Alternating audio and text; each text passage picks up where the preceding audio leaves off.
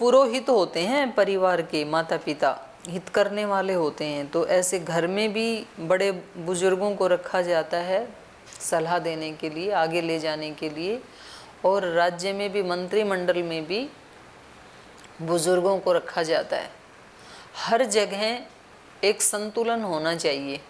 केवल बुजुर्ग बुजुर्ग हों तो फिर सेवा कौन करेगा, और केवल युवा युवा हों तो उनको दिशा कौन दिखाएगा। इसलिए जवानों का जोश और बड़े बूढ़ों का, बुजुर्गों का होश, जोश और होश दोनों साथ साथ रहने चाहिए। नहीं तो व्यक्ति मनमानी करेंगे फिर होश नहीं है तो। और केवल होश तो है, इतनी सारी ठोकरें खाई हैं जीवन भर, जोश नहीं रहा तो काम कैसे सिद्ध होंगे। तो दोनों का कॉम्बिनेशन होना चाहिए। पुरोहितम वसिष्ठम च ये चे अन्य द्विज सत्तमा। और भी जो सत्व बुद्धि वाले थे, विद्वान थे, ब्राह्मण थे, उन सबको भी बुलाओ, ऐसे कहा इन्होंने। ततः सुमंत्रः त्वरितं गत्वा त्वरित विक्रमः समानयत स तान् सर्वान् समस्तान् वेद पारगान। तो फिर सुमंत्र जो हैं, जो कि त्वरित विक्रमः, अत्यंत उत्साह वाले हैं, बहुत जोश और पुरुषार्थी व्यक्ति हैं सुमंत्र, और बहुत विद्वान भी हैं।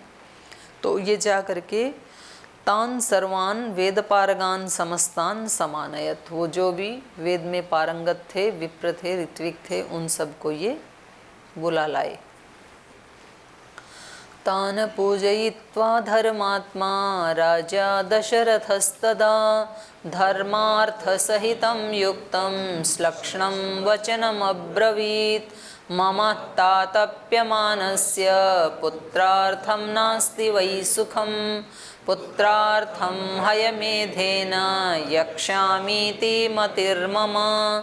तदहं यष्टुमिच्छामि हयमेधेन कर्मणा, ऋषिपुत्रप्रभावेण कामान् प्राप्स्यामि चाप्यहं।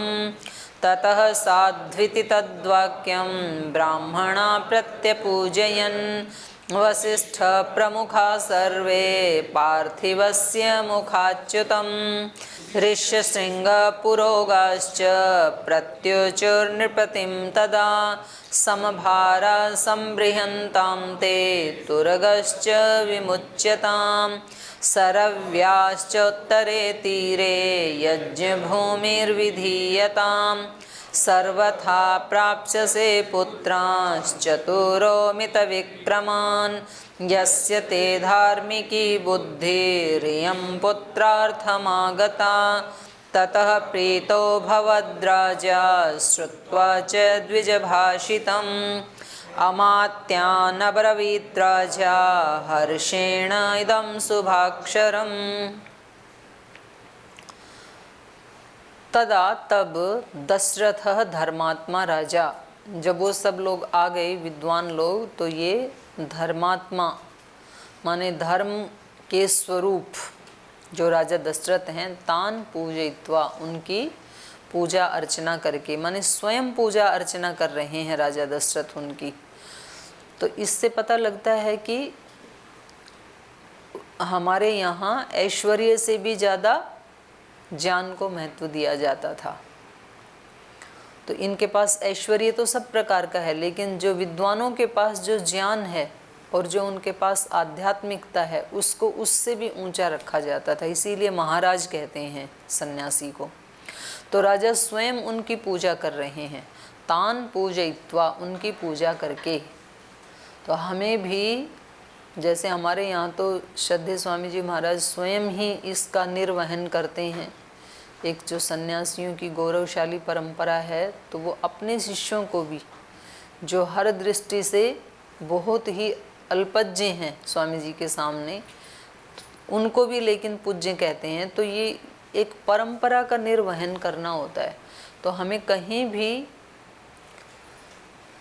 हम कहीं बाहर जाते हैं, कोई हमें लाल कपड़े में दिखता है, जैसे हमें तो स्वामी जी महाराज ने संगठन में बहुत पहले ये निर्देश दिया था कि कभी भी किसी लाल कपड़े वाले व्यक्ति का अपमान मत करना, चाहे वो बहुत ऊंची स्थिति में नहीं रहता है, चाहे वो समाधि नहीं लगाता है, ध्यान नहीं करता है, वो स्वाध्याय भी नहीं करता है, कैसे भी रहता है, लेकिन कभी भी उसका अपमान नहीं करना, क्योंकि वो एक परंपरा का एक सिंबल है। तो हमें उस परंपरा का सम्मान करने के लिए तो कभी किसी साधु से नहीं उलझना, मीडिया वालों से नहीं उलझना, ऐसे हमें बता रखा था संगठन में काम करने के लिए। मीडिया वाले पता नहीं कब क्या क्या प्रश्न पूछते हैं, और हमारे किसी साधु सन्यासी ने, ब्रह्मचारी ने कुछ भी उत्तर दे दिया, वो मतलब ऐसी तीखी तीखी बातें पूछते हैं कि ये व्यक्ति झुंझला करके कुछ भी बोल देगा, फिर कुछ भी बोलेगा उसको आधा अधूरा रिकॉर्ड करके वो फिर उसका मिसयूज करते हैं। तो महाराज जी ने बता रखा था कि आपको कोई बात समझ में नहीं आती, वो ऐसी पूछते हैं, तो आप बस एक ही बात बोलना, जब स्वामी जी महाराज आएंगे तो आप उन्हीं से पूछ लेना, हमें नहीं पता इसके बारे में। पूछते ही थे लोग, तो बाबा जी काले धन के लिए क्या कर रहे हैं, कि भाई अभी बाबा जी आएंगे ना, उनका कार्यक्रम है, उन्हीं से पूछ लेना क्या कर रहे हैं, हम यहाँ तैयारी के लिए आए हैं बस। तो ये हमें तय कर लेना चाहिए कि हमें कुछ किसी के मत पंथ संप्रदाय को लेकर के, किसी के धार्मिक जो भी विश्वास हैं उनको लेकर के कभी कोई ऐसी बात हमें नहीं करनी है जिसमें कोई विवाद खड़ा हो जाए। छोटी छोटी बातों में विवाद खड़े हो जाते हैं। मेरे को ध्यान है, एक बार शिविर चल रहा था और कोई चित्र था पंजाब के गुरुजी का, तो वो वहाँ रख दिया था स्टेज के पास। उस दिन शायद उनका जन्मदिन था या शहादत दिवस था, पता नहीं। तो वहाँ रख करके, और वो ये ध्यान नहीं रखा कि महाराज जी जिस मंच पे बैठे हैं और वो चित्र नीचे कुर्सी पे रखा था, कुर्सी मंच से थोड़ी सी नीचे थी। वो ही एक विवाद बन गया कि स्वामी जी ने अपने से भी नीचे बिठाया गुरु जी को। अब वो रखा बिठाया तो राजेश ने, मुद्दा बन गया एक, तो उसके लिए फिर माफ़ी मांगनी पड़ी। तो छोटी छोटी चीज़ों का ध्यान रखना होता है। तो राजा यहाँ क्या कर रहे हैं, स्वयं उनकी पूजा कर रहे हैं। तान पूजयित्वा धर्मात्मा दशरथस्तदा राजा, तब राजा दशरथ ने, धर्मात्मा राजा दशरथ ने उन विद्वानों का पूजन किया। धर्मार्थ सहितम युक्तम, और धर्मार्थ सहित, धर्म और अर्थ से युक्त होकर के, श्लक्षणम वचनम अब्रवीत, मधुर वचनों में उनको कहा। आदेश भी तो दे सकता है ना राजा, तो राजा ही होता है, तो उनको निर्देश भी दे सकता था कि आपको ये करना है, आपको ये करना है, आपको ये करना है। ऐसे नहीं किया उन्होंने, क्योंकि वो विद्वान हैं, तो विद्वानों के साथ अलग भाषा में बात की जाती है। तो एक दिन बात आ रही थी ना, यथा योग्य व्यवहार, तो विद्वान तो इशारे से ही समझ जाएंगे, तो इसलिए उनको उसी भाषा में बोलना पड़ेगा। और कोई गाय भैंस पशु आ जाए और उसके सामने आप मधुर भाषा में बोलें कि चले जाओ ना आप, यहाँ यज्ञशाला के पास जो केले लगाए हैं ये कहीं टूट ना जाएं, आप जरा ध्यान से चलना। तो सुनेगी गाय या वो भैंस सुनेगी क्या, नहीं सुनेगी। तो उसको तो डांट के ही बोलना पड़ता है कि निकलो गेट से बाहर। और ज़रूरत हो तो उसको मतलब पिटाई तो नहीं करनी, पर पिटाई का नाटक करना पड़ता है, हाथ में डंडा लेना पड़ता है। तो हर जगह व्यवहार एक जैसा नहीं होता है, यथा योग्य होता है। ये क्योंकि सब धर्मात्मा हैं, सब विद्वान हैं, इसलिए स्वयं राजा भी इनसे श्लक्षणम वचनम अब्रवीत, मधुर वचन में बात कर रहे हैं। तो कुछ लोग ऐसे ना इसको इशू बना लेते हैं कि ये व्यक्ति जो हैं, ये उनके सामने तो, स्वामी जी के सामने तो अलग ढंग से बात करते हैं, हमारे सामने अलग ढंग से बात करते हैं, गार्ड के सामने अलग ढंग से बात करते हैं। ये सब जगह अलग अलग ढंग से बात करते हैं, तो अलग अलग करनी ही पड़ेगी, क्योंकि हर एक का व्यक्तित्व अलग अलग है। इसलिए व्यवहार कैसा होगा, यथा योग्य ही होगा, लेकिन भाव सब में एक जैसा रखा जा सकता है और रखना ही चाहिए। भाव तो एक ही जैसा होना चाहिए, व्यवहार तो यथा योग्य ही होता है और यथा योग्य ही होना चाहिए। सबके साथ एक जैसा करने लगे तो फिर सब उल्टा पुल्टा हो जाएगा। जो अपराधी हैं उनके साथ कैसे सम्मान का व्यवहार किया जा सकता है, प्रीति का व्यवहार कैसे किया जा सकता है। जो रेपिस्ट हैं, मम तातप्यमानस्य पुत्रार्थम नास्ति वै सुखम, पुत्रार्थम हयमेधेन यक्ष्यामीति मतिर्मम। यद्यपि इन सबको पता ही था, ये खुद वहाँ पे गए अंग देश में और श्रृंगी ऋषि को लाए, उससे पहले भी बात हो चुकी थी, तो सबको पता ही है यज्ञ होने वाला है। तो भी ये मधुर शब्दों में कह रहे हैं उनको, मम तातप्यमानस्य, मैं जो संतप्त हूँ, तपाया जा रहा हूँ, किस लिए? पुत्रार्थम, क्योंकि मेरे यहाँ कोई पुत्र नहीं है, इतना विशाल ये साम्राज्य है तो इसको कौन संभालेगा, तो इसलिए मैं पुत्र की प्राप्ति के लिए बहुत तप्त हृदय वाला हूँ। पुत्रार्थम नास्ति वही सुखम, तो इसलिए बाकी सारे सुख हैं लेकिन संतान की तरफ से मुझे सुख नहीं है। तो पुत्रार्थम हयमेधेन यक्ष्यामि इति, तो पुत्र की प्राप्ति के लिए हयमेधेन यक्ष्यामि इति, अश्वमेध यज्ञ करूं, ऐसा मेरा मन है। मतलब उनको ये भी तो कहा जा सकता है ना कि अब हम यज्ञ कर रहे हैं कल से और आपको ये काम करने हैं, आपको ये ड्यूटी दी जा रही है। एक ये भाषा भी हो सकती है, और एक ये भाषा लक्षण है थोड़ी कि हमारा ऐसा मानना है कि हमारे यहाँ संतान नहीं है कोई, तो हम क्यों ना अश्वमेध यज्ञ करें। तो मतलब थोड़ी सी बातों के उसके परिणाम अलग आ जाते हैं।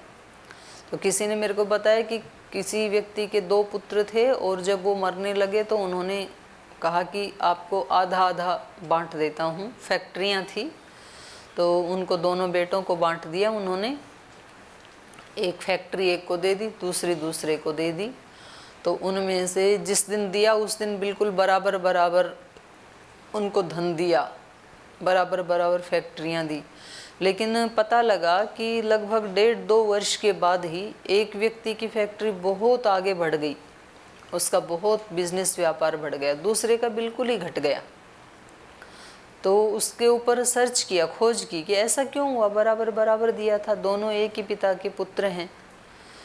तो उससे पता लगा, दोनों से पूछा कि आपकी क्या दिनचर्या होती है, तो बोले, एक ने बताया, बोल जैसे ही वो आते हैं काम करने वाले तो मैं उनको कहता हूँ कि चलो काम पे लगो, और मैं बैठा रहता हूँ, मैं उनसे भी पहले आ जाता हूँ रिसेप्शन पे।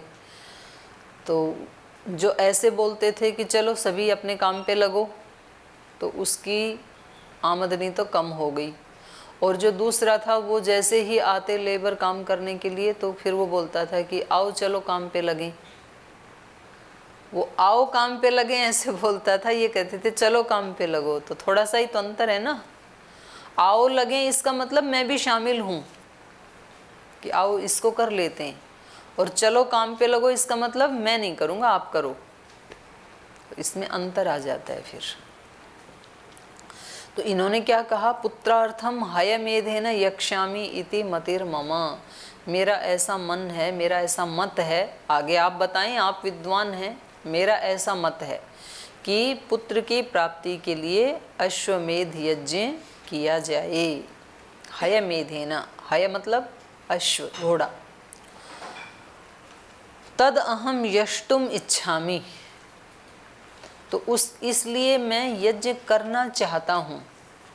जैसे किसी अपने बड़े के सामने ऐसी भाषा बोली जाती है ना, जी मैं उपवास करना चाहता हूँ, तो क्या आपकी अनुमति है? मैं नेट की तैयारी करना चाहता हूँ, मैं व्याकरण पढ़ना चाहता हूँ, मैं गीता याद करना चाहता हूँ। तो ये जो भाषा होती है इसमें अनुमति की अपेक्षा होती है कि आप ऐसा आशीर्वाद दें, आप ऐसी अनुमति दें तो मैं ये करना चाहता हूँ। और एक सीधा अनाउंस ही घोषणा की जाती है कि मैं अब ये कर रहा हूँ। और कभी कभी तो कुछ तो इतनी भी महान आत्माएँ हैं कि ना परमिशन लेते हैं ना इन्फॉर्मेशन देते हैं, सीधा शुरू ही कर देते हैं, किसी को पता ही नहीं है कि वो कहाँ हैं, क्या कर रहे हैं, कुछ नहीं पता है।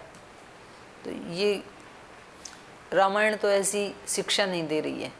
रामायण के ये इतने बड़े चक्रवर्ती सम्राट हैं तो भी इनकी भाषा अपने ही मंत्रिमंडल के जो इनके विद्वान हैं उनके सामने इनकी भाषा कैसी है, तद अहम यष्टुम इच्छामि, मैं यज्ञ करना चाहता हूँ, अश्वमेध यज्ञ करना चाहता हूँ।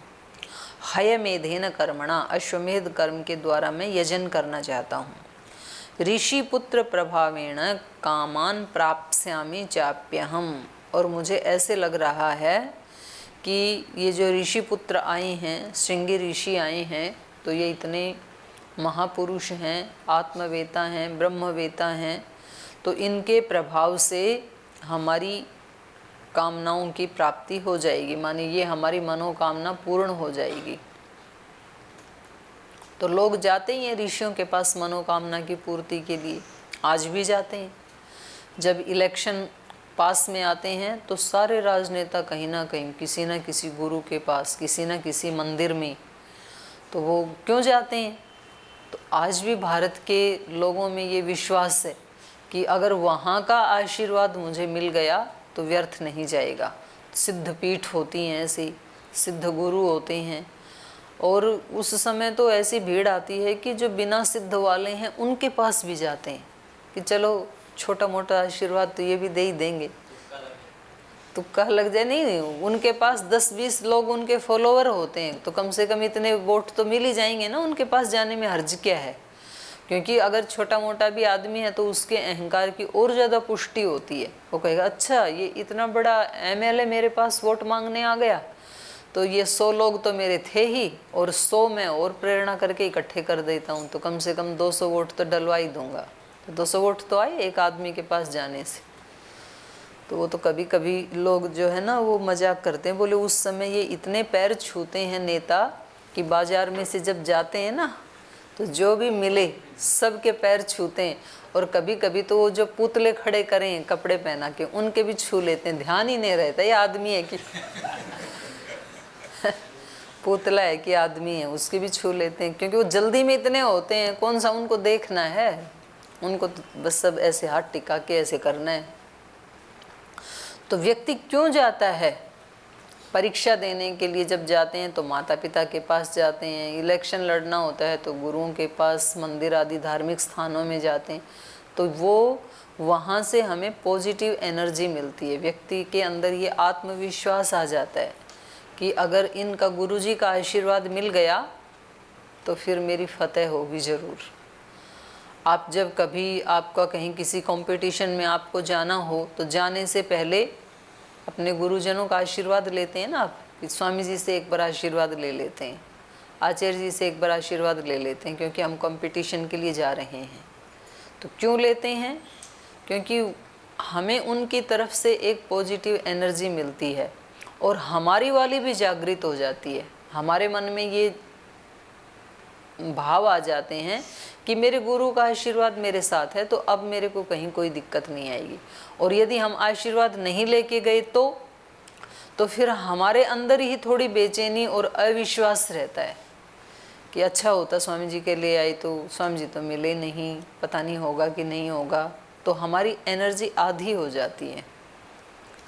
तो इसलिए इन्होंने क्या किया कि ऋषि पुत्र के प्रभाव से उसको गौरव दे रहे हैं। दूसरों को गौरव देने से अपना गौरव बढ़ता है। साइंस समझ में यदि आ जाए तो जीवन की समस्याएं हल हो जाती हैं। दूसरों को सम्मान देने से अपना सम्मान बढ़ता है। हम तो गांव में सुनते थे, जो गांव की महिलाएं बड़े बुजुर्ग महिलाओं के पैर दबाती थी तो वो उनको खूब आशीर्वाद देती थी। तो उनमें एक आशीर्वाद ये होता था कि आप जितनी नीची होती हैं भगवान आपको उतना ऊंचा करे। कितनी बड़ी बात है ये। और कुछ तो ऐसे होते हैं कि मतलब हम पैर छू लें, हम तो पढ़े लिखे हैं, हम पैर कैसे छू सकते हैं किसी के?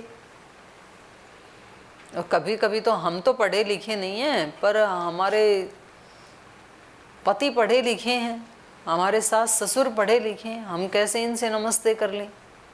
और ये रामायण सिखाती है। श्री राम वापस आए तो जैसे सीता माता ने अपनी तीनों सास के चरणों में प्रणाम किया, वैसे ही मंथरा तो कहीं एक कोठरी में पड़ी हुई थी, अपने आप ही पश्चाताप की अग्नि में जल रही थी। स्वयं श्री राम, सीता और लक्ष्मण उसके पास जाते हैं आशीर्वाद लेने के लिए, और वो इतनी ग्लानि से भरी हुई है कि ये मैंने क्या कर डाला, क्योंकि उनके जाने के बाद तो हर व्यक्ति उसको कोस ही रहा था। तो बाहर निकली ही नहीं 14 वर्ष तक, और ऐसे मतलब पागल जैसी हो गई थी। तो उन्होंने कहा कि कौन, उसको दिखाई भी नहीं दे रहा था, ठीक से सुनाई भी नहीं दे रहा था। तो उन्होंने कहा कि मैं श्री राम। तो उन्होंने कहा नहीं, राम मेरे यहाँ नहीं आ सकते हैं। उन्होंने कहा कि माई, आपने बचपन में हमें अपनी गोद में खिलाया, आप भी हमारे लिए माँ जैसी हैं। ये देखो देवी सीता आई हैं आपका आशीर्वाद लेने के लिए। तो उसको याद आता है कि कैसे मैंने उनके आभूषण उतारे थे, राजसी वस्त्र उतारे थे, उनको भी वल्कल वस्त्र दे दिए थे। क्योंकि जब व्यक्ति का दिमाग खराब होता है ना, तो उसको होश नहीं रहता है। वशिष्ठ जी की पत्नी हैं जो अरुंधति जी, उन्होंने मना किया उनको कि आपने, वनवास तो राम को हुआ है, ये हमारी कुल वधू हैं, आप इनके कपड़े क्यों उतार रही हैं, ये सुहागिन है, इनको वल्कल वस्त्र क्यों पहना रही हैं आप। बोले नहीं, सबके लिए नियम बराबरी है, वन में जाएंगे तो वल्कल वस्त्र पहन के ही जाएंगे। मतलब उसको ये लगता था कि कुछ आभूषण ले जाएंगे तो हो सकता है कि कहीं कुछ चाय पानी पी लें बेच करके, हैं। चाय पानी थी नहीं तो कुछ ना, फल वल खा लेंगे। हाँ, समर्पण देव जी कह रहे फल वल खा लेंगे, कहीं होटल में रुक जाएंगे जेवर बेच के। तो वो उनके भी पैर छूने के लिए जाते हैं। बात क्या है, दूसरे का सम्मान करने से व्यक्ति खुद बड़ा होता है, छोटा नहीं होता है। कुछ लोग इसी ऐंठ में रहते हैं कि भाई हमारी इनसे बनती नहीं तो हम इनको नमस्ते नहीं करेंगे। तो इसमें आपका छोटापन है, उसका छोटापन नहीं है। आप अपने बड़ों को विश नहीं करते हैं, आप उनसे प्रणाम नहीं करते हैं, उनका आशीष नहीं लेते हैं, तो वो तो बड़े ही रहेंगे। उनको आप कैसे छोटा कर सकते हो, इस जन्म में तो कर नहीं सकते हो, लेकिन आप जरूर छोटे हो जाते हो। और जब हम, जो हमारे को अनुमति भी ना दे लेकिन हमारे से बड़ा है, तो हम उसको प्रणाम करते हैं, तो हम बड़े होते हैं। तो इसलिए ये कह रहे हैं, ऋषि पुत्र प्रभावेण कामान प्राप्स्यामि चाप्य हम, मुझे विश्वास है कि इनके प्रभाव से मैं कामनाओं की पूर्ति कर लूँगा, अर्थात हमें पुत्र की प्राप्ति हो जाएगी।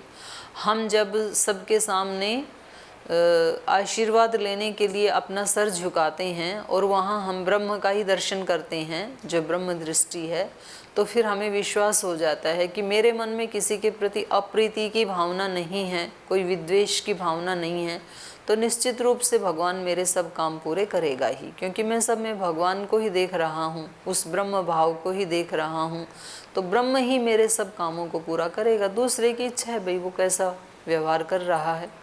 तो कभी कभी ऐसे भी होता है कि बड़े लोग अभिवादन भी नहीं लेते हैं, ठीक से रिस्पॉन्स भी नहीं देते हैं, तो वो उनका हिसाब उनके साथ है, कोई बात नहीं, हम अपना फर्ज पूरा करें। लेकिन ततः साध्विति तद्वाक्यम ब्राह्मणा प्रत्यपूजयन् वसिष्ठ प्रमुखा सर्वे पार्थिवस्य मुखाच्युतम। तो पार्थिवस्य मुखाच्युतम, पार्थिव मतलब पृथ्वी का जो राजा है, अर्थात दशरथ।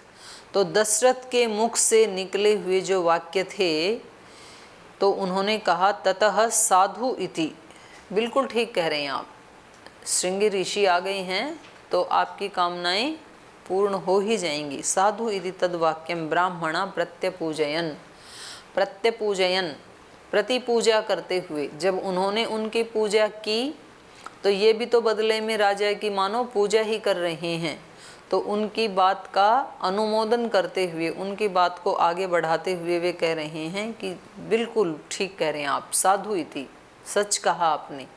श्रृंगी ऋषि आ गए हैं तो, और वशिष्ठ हमारे प्रमुख हैं, वशिष्ठ प्रमुखा सर्वे, वशिष्ठ हैं प्रमुख जिनके, ऐसे वो सारे ऋत्विक कहने लगे कि ये बिल्कुल सच्ची बात है, अब हमारी मनोकामना अवश्य पूर्ण होगी। ऋष्य श्रृंग पुरोगाश्च प्रत्यऊचु नृपतिं तदा समभारा संभ्रियन्तां ते तुरगश्च विमुच्यताम्। ऋष्य श्रृंग पुरोगाश्च, तो ऋषि, श्रृंगी ऋषि और सारे पुरोहित, प्रत्युचु नृपतिम तदा। अभी तक राजा बोल रहे थे, अब ये राजा को कह रहे हैं सभी विप्रगण कि राजा संभारा संभ्रियंताम, आप यज्ञ सामग्री को एकत्रित करवाइए और तुर्गश्च विमुच्यताम, घोड़े को छुड़वा दीजिए, अश्व को छुड़वा दीजिए। सरव्याश्च उत्तरे तीरे यज्ञ भूमिर विधीयताम, उसी बात को फिर दोहरा दिया इन्होंने कि सरयू नदी के उत्तरी तीर पर यज्ञशाला बनाई जाए। सर्वथा प्राप्त से पुत्रान, तो ये कह रहे हैं कि निश्चित रूप से आप पुत्रों को प्राप्त करेंगे, और पुत्र भी एक नहीं, चतुर अमित विक्रमान, 4 पुत्र होंगे, और वो भी कैसे होंगे? अमित विक्रम वाले, जिनका शौर्य पराक्रम मापा नहीं जा सकता, उसको कहते हैं अमित। तो बहुत ही पराक्रमी पुत्र होंगे आपके। यस्य ते धार्मिकी बुद्धि इयम पुत्रार्थम आगता, क्योंकि पुत्र प्राप्ति के लिए आपने धर्म का आश्रय लिया है, आपकी बुद्धि धार्मिकी हो गई है। तो धर्म का आश्रय लेखो, कभी भी व्यक्ति को धनवान बनना है ना, तो कभी भी अधर्म का आश्रय लेकर के धनवान बनने की कोशिश नहीं करनी चाहिए। व्यक्ति सोच लेता है ऐसे कि भाई धर्म अधर्म बाद में देख लेंगे, बाद में यज्ञ कर लेंगे, बाद में मंदिर चले जाएंगे, अभी तो आने दो, जैसी भी ढंग से आ रहा है धन। तो गलत तरीके से व्यक्ति अगर उपलब्धि को प्राप्त करता है तो वो ना तो उस व्यक्ति को सुख देने वाली होती है, ना दूसरे को सुख देने वाली होती है। और जैसे वो गलत तरीके से आती है, वैसे जो पहले का था उसको भी साथ लेके चली जाती है। तो कभी भी व्यक्ति को जीवन में कितनी भी बड़ी उपलब्धि हो रही हो, तरीका गलत नहीं अपनाना चाहिए। गलत राह पे चल करके कोई बड़ी उपलब्धि नहीं लेनी चाहिए, क्योंकि वो बहुत विनाशकारी होती है। तो व्यक्ति ऐसे कर लेता, थोड़ी सी झूठ बोलने से इतने पैसे मिलेंगे तो बाद में देख लेंगे इस झूठ का तो परिहारम, तो अभी तो ले ही लेते हैं। तो ऐसा नहीं करना चाहिए। तो राजा ने भी ऐसे ही किया। तो ये सब उसका अनुमोदन कर रहे हैं कि आपने अपनी इस मनोकामना की पूर्ति के लिए धार्मिक रास्ता अपनाया है, कोई और रास्ता भी तो अपना सकते थे। तो ये बहुत अच्छा है आपके लिए। तो आगे फिर कल पढ़ेंगे, आज समय हो गया है। शेष चर्चा कल की कक्षा में करेंगे।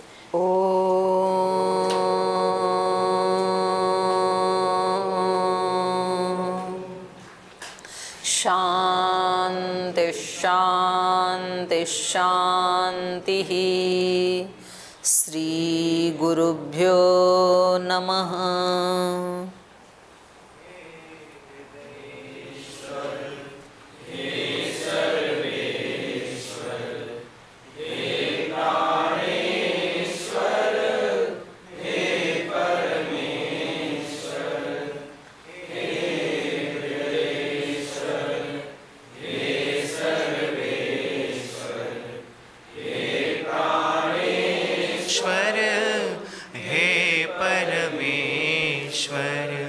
हे समर्थ हे करुणा सिंधु, हे समर्थ हे करुणा सिंधु, विनती ये स्वीकार करो, विनती ये स्वीकार करो।